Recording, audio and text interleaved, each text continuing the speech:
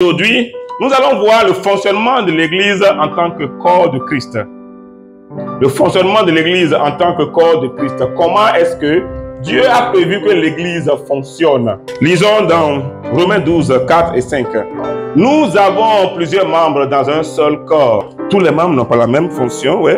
Donc voici, Paul est en train d'expliquer quelque chose de plus profond qu'on ne peut le penser. Il dit, nous formons des membres d'un seul corps. Il parle bien sûr de l'Église là, de la mentalité que nous devons avoir en tant qu'Église. Donc Paul est en train d'expliquer que il n'y a pas possibilité qu'en tant que corps de Christ, nous puissions vivre de manière isolée. Ce n'est pas prévu dans le royaume de Dieu que nous puissions vivre isolés.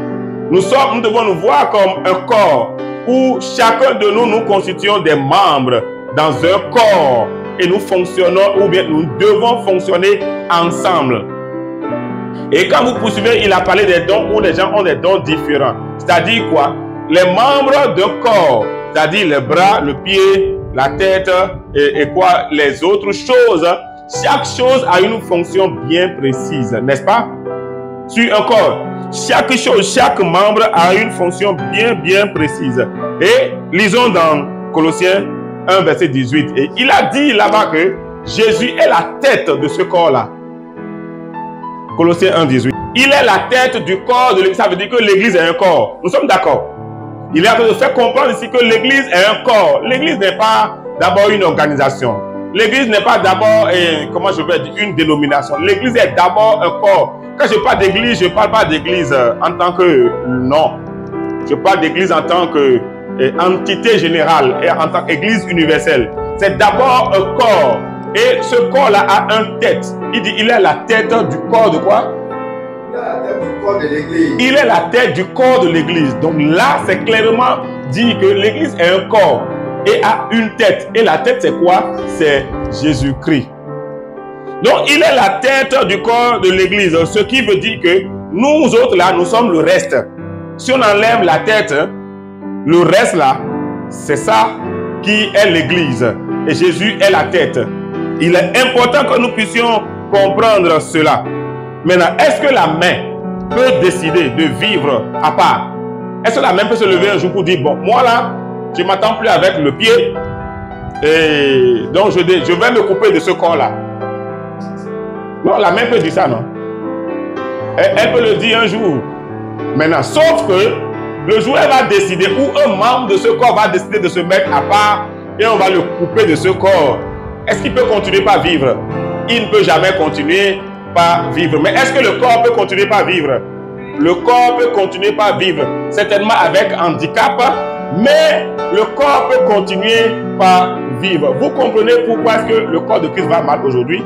Donc, si un membre décide de se mettre à part, sortir du corps et vivre sa vie à part, il ne va pas vivre longtemps, parce que ce n'est pas comme ça que Dieu a prévu les choses. Dieu a prévu que nous soyons membres les uns des autres. Maintenant, si un membre du corps est touché, supposons que quelque chose me pique ici, juste ici, au bout de mes doigts ici.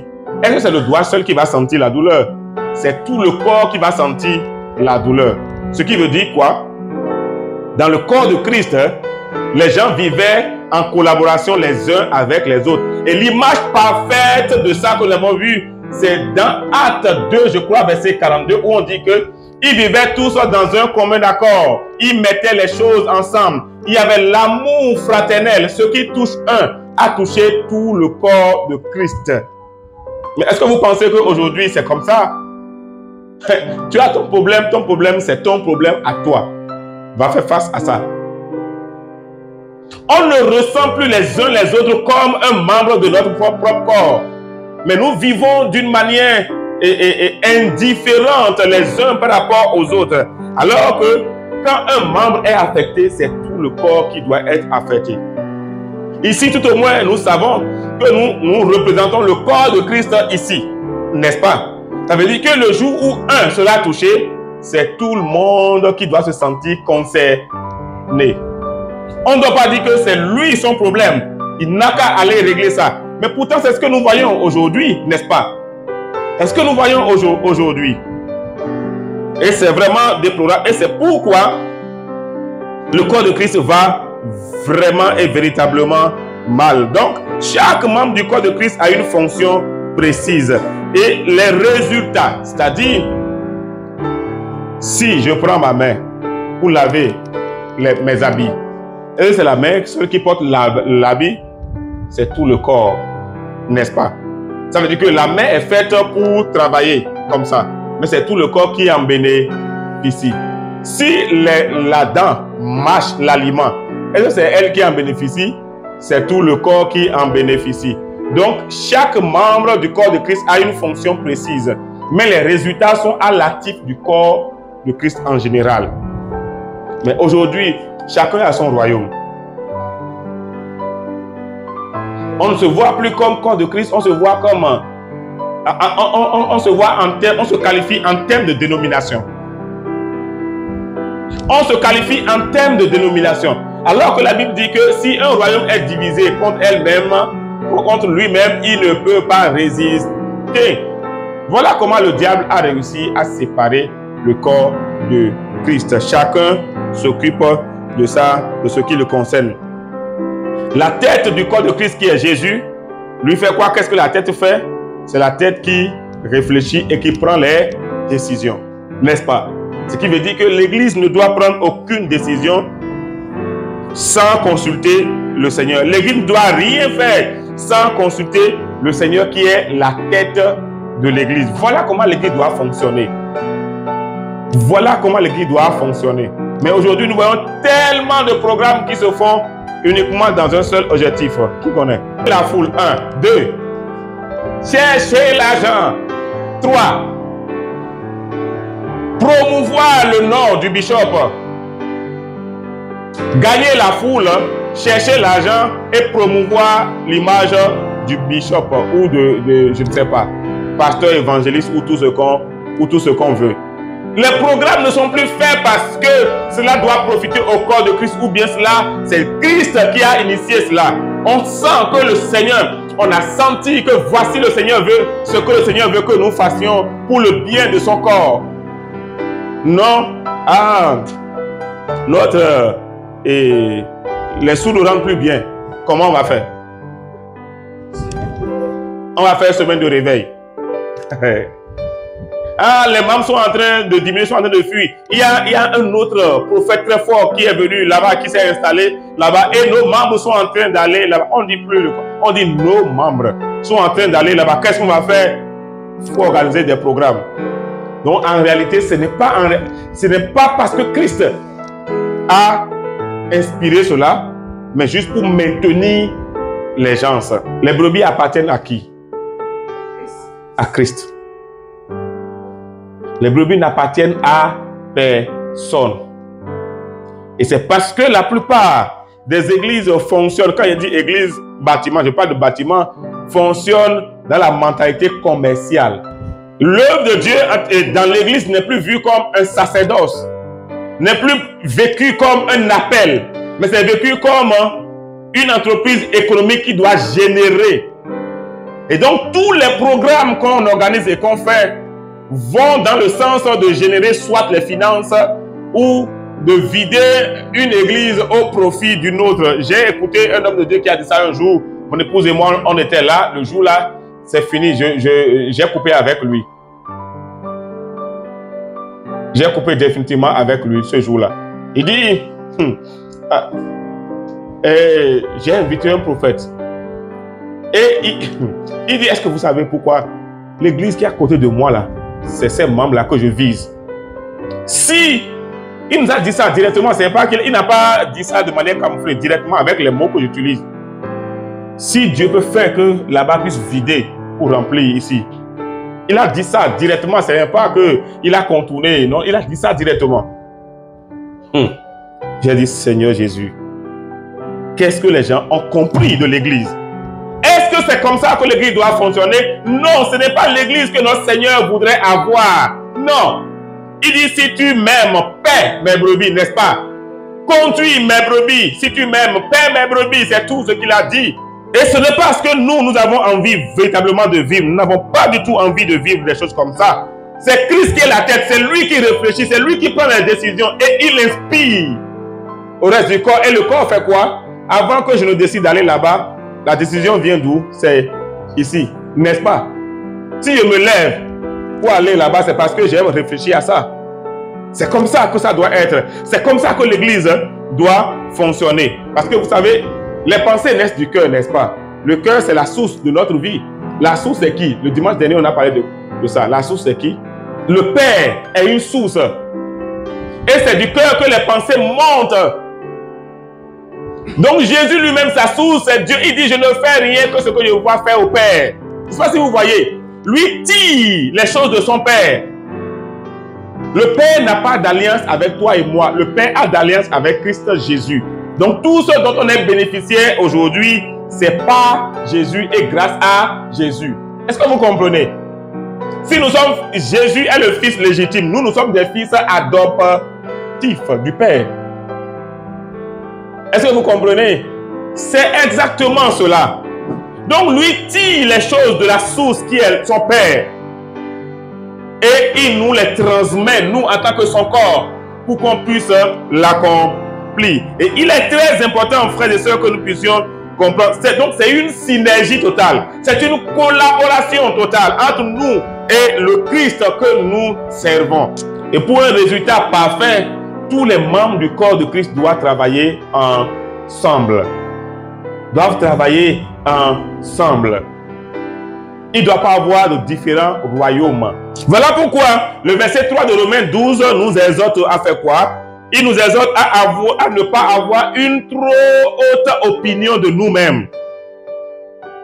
Le verset qui est venu juste après le verset 4 qu'on a lu dans Romains 12. Qu'est-ce que cela a dit? Il dit, je vous exhorte donc, frère, à ne pas avoir une trop haute opinion de vous-même.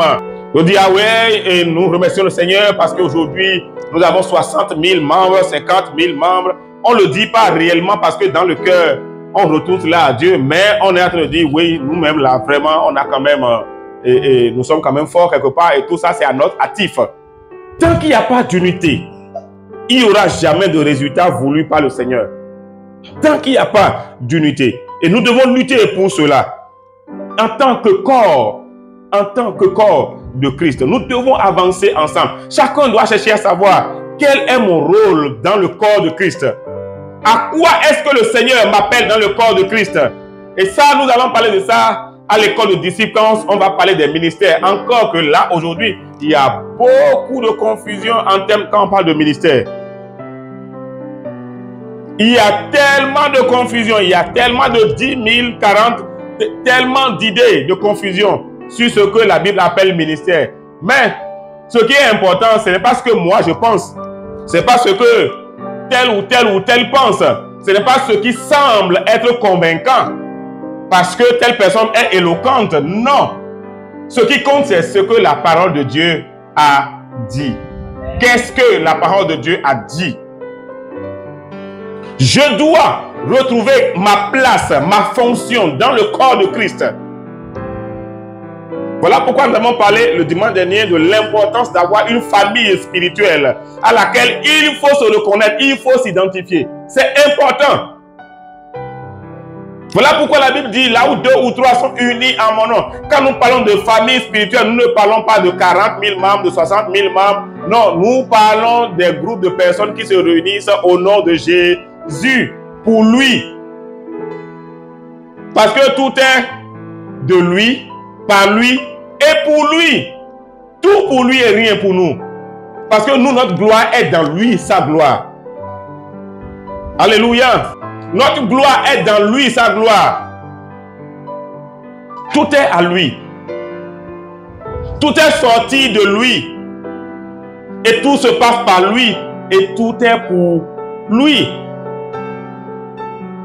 Je dois chercher quel est mon rôle, ma fonction dans le corps de Christ. Dans ma famille spirituelle. Dans ma famille spirituelle. Quelle est ma fonction? Quel est mon rôle? Qu'est-ce que le Seigneur m'appelle à faire? Est-ce qu'il m'appelle-t-il à prêcher? Est-ce qu'il m'appelle dans le corps médical comme le monde agronome, comme mon frère là-bas? Est-ce qu'il m'appelle dans tel domaine? Quand on dit ministère, c'est quoi? Il faut comprendre qu'est-ce que la Bible parle de quoi la Bible parle quand il parle de ministère. Je crois que ça doit faire partie d'une des leçons de l'école de disciples. On va voir ça un de ces jours-là. Chaque personne doit retrouver sa place dans le corps. Parce que c'est comme ça que Dieu a prévu que le corps fonctionne. Ce qui est important, ce n'est pas ce que les autres ne font pas. Je ne sais pas si vous me comprenez. Ce qui est important, ce n'est pas ce que les autres ne font pas. C'est qu'est-ce que nous avons compris et qu'est-ce que nous faisons ou allons faire. Parce que c'est à rien de critiquer comment ça se passe, parce que de toute façon, ça se passe déjà comme ça. Qu'est-ce que nous avons compris? Qu'est-ce que nous faisons? Et qu'est-ce que nous avons envie de faire dans tout ce que nous savons que la Bible nous recommande? C'est ce qui est important, frères et sœurs.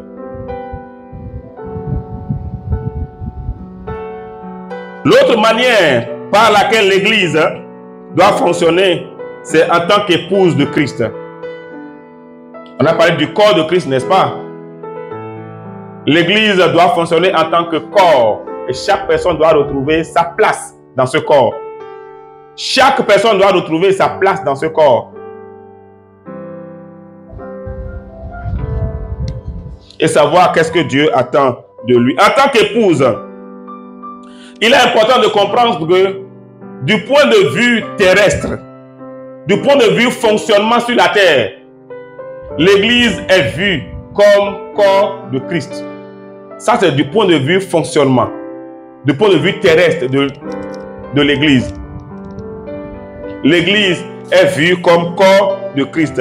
Mais quant à sa relation avec le Seigneur, quant à sa relation future, à son identité future, elle est perçue comme épouse.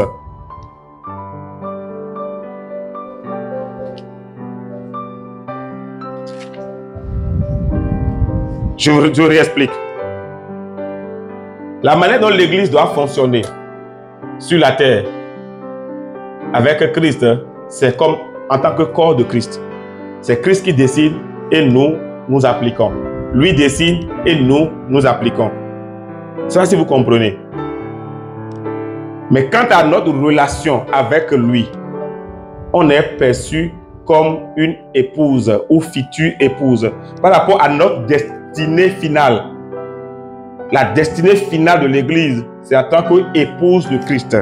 Voilà pourquoi Jean va dire, je crois dans Jean 3, verset 29, celui à qui appartient l'épouse, c'est l'époux.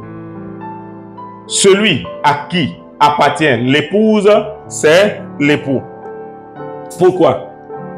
L'épouse ne cherche pas d'héritage. L'épouse ne cherche pas de célébrité. L'héritage, c'est pour qui? Qui connaît? Non, je sais que ça fait un tic dans la tête. On va expliquer ça. L'héritage, c'est pour qui? L'héritage, c'est pour les enfants. Donc, le père et la mère se mettent ensemble pour bâtir quelque chose. Bâtir quelque chose qu'on appelle quoi? Un foyer. Ils construisent ensemble, n'est-ce pas? Pour laisser l'héritage à leur descendance. Ce qui importe l'épouse, c'est son époux. Et vice versa. La présence, on a rencontré un homme influent dans la politique sud-africaine la dernière fois. On a été à un dîner avec lui. Il fait partie d'une de nos familles. Et il nous racontait son histoire. Il disait, si c'est l'argent, il en avait. Bon, c'est pas qu'il en avait, il en a. Et il en a beaucoup cherché. Il dit, il cherchait tellement l'argent pour mettre sa famille à l'abri. Et chaque fois que sa femme se plaint de ne jamais le voir à la maison, il dit, mais est-ce que quelque chose te manque? Et tu as tes cartes bancaires, tu peux disposer de tout ce que tu veux. La femme dit oui, mais ce n'est pas de ça que j'ai besoin, c'est de toi que j'ai besoin. Quand on n'a pas l'argent, on pense que c'est de l'argent qu'on a besoin. C'est quand tu as l'argent que tu sais que tu comprends qu'en réalité, ce dont tu as besoin, ce n'est réellement pas l'argent. Il n'était jamais présent. Il y avait tout ce qu'il faut à la maison. Mais il n'était jamais présent. Jusqu'à sa femme et ses enfants, son enfant sont devenus chrétiens, il n'a jamais su ça. Jusqu'à ce qu'il y ait un groupe qui vient faire culte chez lui à la maison, il n'a jamais su ça parce qu'il n'est jamais venu tomber sur eux une fois. C'est pour montrer à quel niveau il était absent à la maison. Jusqu'à sa femme fréquente une église avec son enfant, il n'a jamais su. Jamais et jamais. Et tous les vendredis, je crois, il y avait ce groupe à la maison qui priait. Il n'a jamais su ça, jamais. Il n'a jamais su ça. Jusqu'à ce que sa femme, un jour, lui ait demandé rendez-vous pour pouvoir le rencontrer. Rendez-vous, sa propre femme. Il a fallu qu'il demande rendez-vous à son mari. Et c'est dans ce rendez-vous que le Seigneur avait déjà tout organisé pour le salut de cet homme. C'est quand il est venu au Seigneur qu'il a réalisé que, en réalité, tout n'est pas argent dans la vie. Aujourd'hui, il est un bon père. Il a compris que ce qui est important, ce que sa femme recherchait, ce n'était pas l'argent. Et sinon, il a tellement l'argent à sa disposition, mais ça ne la comblait pas. C'était la présence de son mari à la maison. Normalement, un couple vrai, c'est normalement ça. Pas que l'homme sera paresseux. Mais un homme qui court derrière l'argent au détriment de sa présence à la maison n'est en train de rien construire, n'est-ce pas? N'est en train de rien construire. Donc, c'est la même image et tout cela, nous le tenons de Christ. Ce qui importe la femme, ce n'est pas l'héritage que son mari va lui laisser. Ça veut dire que si une femme est comme ça veut dire qu'elle prie dans son cœur il y a longtemps que cet homme-là meurt pour qu'elle gagne l'héritage. Aucune femme, aucune épouse, je ne parle pas de femme, aucune épouse ne va jamais vouloir que son mari meure. Au contraire, elle va peut-être vouloir que les deux meurent le même jour. Il y a une de nos mamans qui me disait la dernière fois que quand ton père meurt, c'est mieux que quand ton mari meurt. Parce qu'elle a perdu son mari, elle a compris que vraiment, quand tu perds ton papa, c'est mieux parce que dans déjà ta pensée, tu sais qu'il est plus vieux que toi et de toute façon, il va mourir avant toi. Ou bien, mais que quand ton mari meurt, quand tu perds ton mari ou ta femme, c'est quelque chose que tu as perdu. Donc, ce qui importe l'épouse, c'est l'époux, ce n'est pas les héritages. L'héritage, c'est pour les enfants. Et c'est les deux qui travaillent ensemble pour bâtir le foyer, pour bâtir un héritage, laisser un héritage à ses enfants. La seule chose qu'il recherche, c'est son époux. C'est son époux. Elle ne cherche pas de position, ni de célébrité. Parce que les deux travaillent ensemble pour la même chose. Elle sait déjà que tout ce que son mari a lui appartient, n'est-ce pas? Tout ce que son mari a lui appartient. Donc elle n'a plus besoin que son mari meure pour avoir ça. De son vivant, ça lui appartient déjà. Donc ce n'est plus ça elle cherche. L'argent de son mari lui appartient. Les maisons de son mari lui appartiennent. Je parle des épouses, je ne parle pas des femmes. Les femmes, c'est ceux qui font des enfants. Tout ce que son mari a lui appartient. Donc ce n'est pas ça qu'elle poursuit. C'est la présence de ton époux. Ça lui suffit simplement déjà. Elle veut connaître le corps de son mari, le cœur du monde de son mari, les projets de son mari. Les deux font des projets ensemble pour accomplir, voir ces projets se réaliser ensemble. Les deux ont un lieu qu'il n'y a que deux qui partagent ce lieu-là. C'est là qu'on appelle comment on dit, le lieu secret, le lit et la chambre intime. C'est un amour fusionnel. Un amour fusionnel. Lisons 1 Corinthiens 3, 23. Tout est à vous. Et vous êtes à Christ et Christ est à Dieu. Vous voyez ça? Christ, lui, il est à Dieu. Nous, on est à Christ. Et tout est à nous. Vous comprenez? Christ est à Dieu. Nous, nous sommes à Christ. Et tout est à nous. Donc, ce que l'épouse recherche, c'est quoi? Ce qu'elle recherche et poursuit, c'est le cœur de son mari. Et non les mains du mari. Et ça fait partie des critères dont les hommes tiennent pour se marier. Quand tu te mets avec quelqu'un et le lendemain te dit j'ai un défi de 50 000, 4 jours après j'ai un défi de 100 000, 8 jours après j'ai un défi de, tu sais déjà, dans ta tête tu sais déjà si c'est mariable ou pas, n'est-ce pas les hommes? Tu sais déjà si c'est mariable ou pas. Mais pourtant tu peux décider de lui donner même 1 million sans que cela te dérange. Mais le fait que tout le temps elle te demande, tu dis celle-là elle est avec moi pas pour mon cœur mais pour mes mains. Elle est là pas pour mon cœur mais pour mes mains, pas pour qui je suis mais pour ce que j'ai. C'est comment allons-nous construire ensemble, laisser ensemble un héritage. C'est ce qui importe une épouse. C'est ce qui importe une épouse. Comment allons-nous construire ensemble? Mais avant d'être qualifié épouse, il faut être qualifié d'abord corps. Et lisons dans Genèse 2, 23. J'aime tellement faire référence à Genèse parce que c'est pratiquement la source de toute la Bible. Et l'homme dit. Et l'homme dit, il s'agit ici de Adam et Ève. Os de mes os. Et chair de ma chair. Et chair de ma chair. Voici cette fois. Ça veut dire qu'il a déjà essayé beaucoup d'autres choses. Il a déjà été peut-être vers les animaux pour voir, mais il a vu que ici là, non, on se ressemble pas, il n'y a rien qui se ressemble entre les animaux et moi. Mais quand il a vu la femme, il dit cette fois-ci là, c'est os de mes os et chair de ma... On l'appellera femme. On l'appellera femme. Parce qu'elle a été prise de moi. Avec Jésus-Christ, c'est la même chose. Si tu n'as pas été identifié comme corps de Christ, tu ne peux jamais être identifié comme épouse de Christ. L'église est née de qui? L'église est née de qui? L'église est née de Christ, n'est-ce pas? La femme est née de quoi? De qui? De Adam. La femme est née de Adam. La femme dans l'Ancien Testament, c'est l'image de l'église. C'est l'ombre. Nous sommes la véritable et la vraie église. Comme Adam dit, elle est sortie de moi, c'est chair, elle fait partie de mon corps, c'est ce qu'il veut dire. Et parce qu'elle est sortie de moi, cette fois-ci, elle me ressemble. Donc, je l'appellerai femme. Et l'église, puisqu'elle est sortie de Christ, Christ l'appelle maintenant épouse. Donc, si tu ne fais pas partie du corps de Christ, tu ne pourras jamais être une épouse de Christ.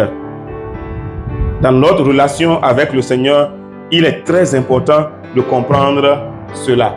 C'est une relation de corps et d'époux qui nous lie, d'épouse et époux qui nous lie avec le Seigneur.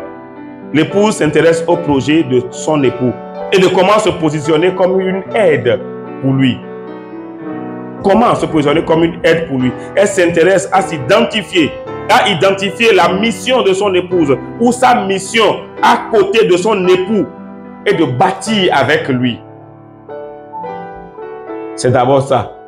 Si une femme n'accomplit pas cela, n'a pas retrouvé sa mission auprès de son époux ou bien retrouver sa place en tant qu'aide, ça veut dire qu'elle est simplement une femme, elle n'est pas une épouse.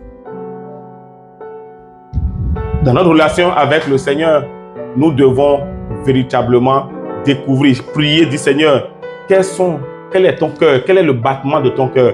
Qu'est-ce que tu veux pour cette saison? Qu'est-ce que tu veux pour cette saison? Est-ce qu'un vrai époux peut cacher quelque chose à son épouse? Un vrai époux. Je ne parle pas de la plupart des hommes africains. Je ne parle pas des Adam. Je parle de ceux qui sont nés en Christ et qui sont véritablement époux. Je ne parle pas des maris qui attrapent les filles et enceintes et puis continuent la vie. Non. Un vrai époux ne cache aucun projet à son mari. Ne cache pas son cœur à son épouse. Ne cache pas son cœur à son épouse. Elle connaît et elle prend sa place, elle joue sa partition. C'est la même manière, nous, en tant qu'Église, nous devons découvrir quel est le cœur de notre Seigneur Jésus. Qu'est-ce qu'il veut en ce moment-là? Et c'est cela qui doit être notre poursuite, ce que nous devons poursuivre et non bâtir un royaume personnel. Les Adam, eux, ils recherchent des femmes. C'est-à-dire les hommes de la race de Adam. Mais ceux qui sont nés en Christ recherchent des épouses. Alors, si nous avons compris cela, quelle est alors la mission de l'Église? Disons Matthieu 6, 9 et 10. 9 et 10. Voici donc comment vous devez prier. Qui est aux cieux, que ton nom soit sanctifié, que ton règne vienne, que ta volonté soit faite sur la terre comme au ciel. Amen. Alors, jusque-là, nous avons parlé de l'Église, n'est-ce pas? Mais permettez-moi de vous choquer en disant ceci. Le but de Dieu,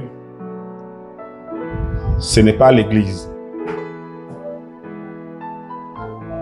Le but de Dieu, ce n'est pas l'Église.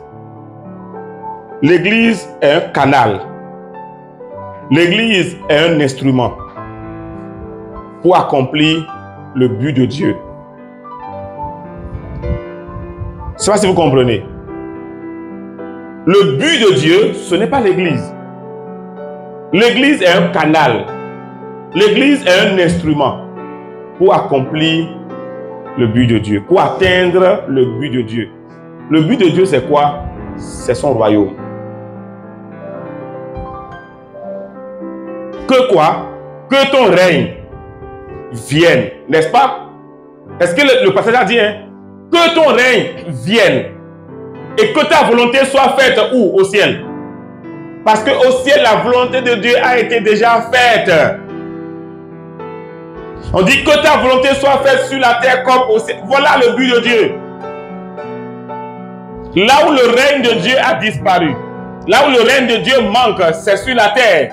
Et donc Dieu a créé l'homme pour étendre son royaume sur la terre. Et le premier homme qu'il a créé a failli à cette mission. Et donc Dieu a créé une nouvelle race, une nouvelle espèce qui s'appelle qui? Qui s'appelle quoi?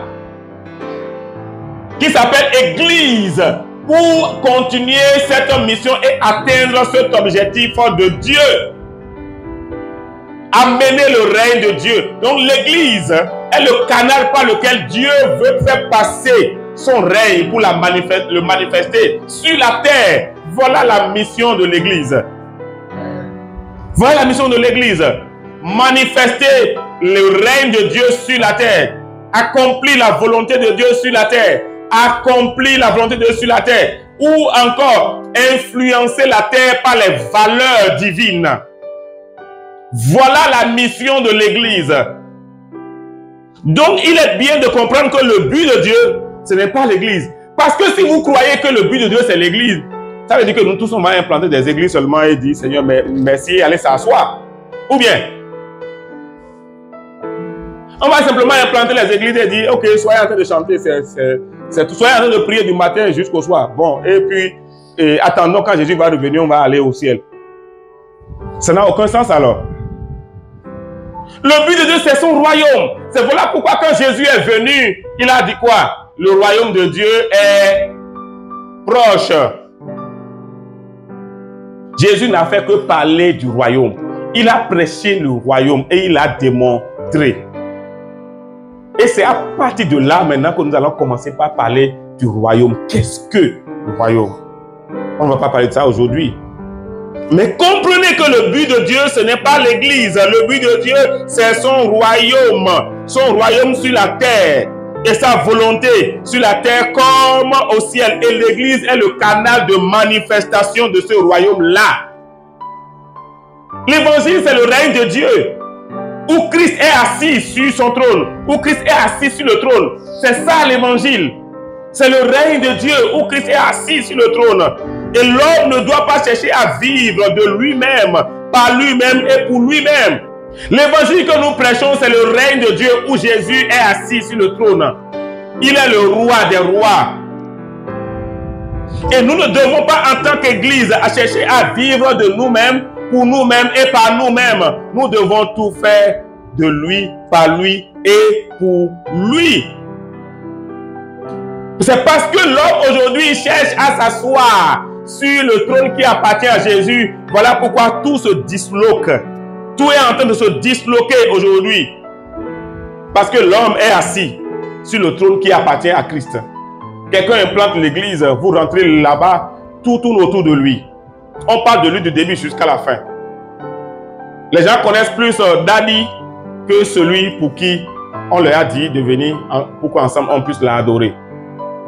Tout tourne autour de lui. Tout le monde doit aller par terre pour lui. Tout le monde doit ceci pour lui. Tout le monde doit ceci pour tout. L'église, ce n'est pas à propos des hommes. Le royaume de Dieu, ce n'est pas à propos des hommes, c'est à propos de Christ. La Bible dit que tout lui appartient. Tout appartient à Christ. C'est lui seul qui doit être élevé en ces lieux. Tout lieu où on parle d'église, c'est Christ qui doit être élevé. Pas un homme.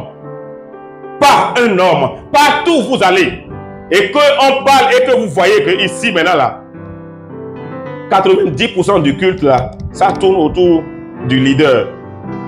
Sachez, vous n'avez même pas besoin de prier pour avoir une révélation. Christ n'est pas présent là-bas. Christ n'est pas présent parce que les miracles s'opèrent. Non. Ce n'est pas parce que les miracles s'opèrent, les malades sont guéris, les démons sont chassés. Ce n'est pas un indice que Christ est présent. Non. Christ est présent là où c'est lui qui est élevé. Et non un homme. Amen. Hein? Il est important, frères et sœurs, que nous puissions comprendre. Les gens ont bâti leur propre royaume, instauré leur propre loi et sont promus eux-mêmes.